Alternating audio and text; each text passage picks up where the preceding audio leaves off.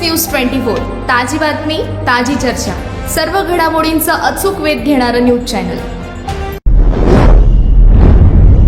इचलकरंजी येथे शिवसेना उद्धव बाळासाहेब ठाकरे प्रणित महाराष्ट्र यंत्रमागधारक सेना महाराष्ट्र राज्य यांच्या वतीने स्मार्ट मीटर बसवण्याच्या विरोधात जोरदार निदर्शने करण्यात आली। स्टेशन रोडवरील महावितरण कार्यालयासमोर आंदोलकांनी घोषणाबाजी करत निषेध व्यक्त केला। त्यानंतर महावितरणचे कार्यकारी अधिकारी वैभव गोंदिल यांना निवेदन देण्यात आले। यावेळी यंत्रमागधारकांनी ग्राहकांच्या संमतीशिवाय स्मार्ट मीटर बसवण्याची सक्ती तात्काळ थांबवण्याची मागणी केली। राज्यभरातून स्मार्ट मीटर संदर्भात आवाजवी बिले, वीज बिले, चुकीचे रीडिंग, तांत्रिक बिघाड, प्रीपेड प्रणालीची भीती आणि ग्राहकांवर अतिरिक्त आर्थिक भार पडत असल्याच्या तक्रारी मोठ्या प्रमाणात समोर येत असल्याचा आरोप करण्यात आला।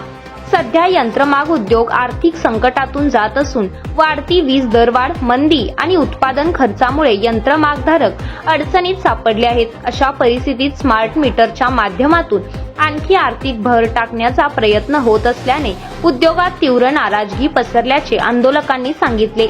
निवेदनात स्मार्ट मीटरमुळे वाढीव वीज बिल येणार नाही याची लेखी हमी, मीटरची अचूक तपासणी अहवाल, चुकीच्या बिलाबाबत जबाबदारी निश्चिती, डेटा सुरक्षा धोरण आणि प्रीपेड प्रमाणेबाबत स्पष्ट भूमिका जाहीर करण्याची मागणी करण्यात आली। तसेच ग्राहकांची लेखी संमती घेतल्याशिवाय मीटर बसवू नयेत, हरकत घेणाऱ्या ग्राहकांचा वीज पुरवठा खंडित करू नये आणि संघटनांची चर्चा करूनच पुढील निर्णय घ्यावेत अशी मागणी करण्यात आली। मागण्या मान्य न झाल्यास लोकशाही मार्गाने तीव्र आंदोलन छेडण्याचा इशाराही यावेळी देण्यात आला।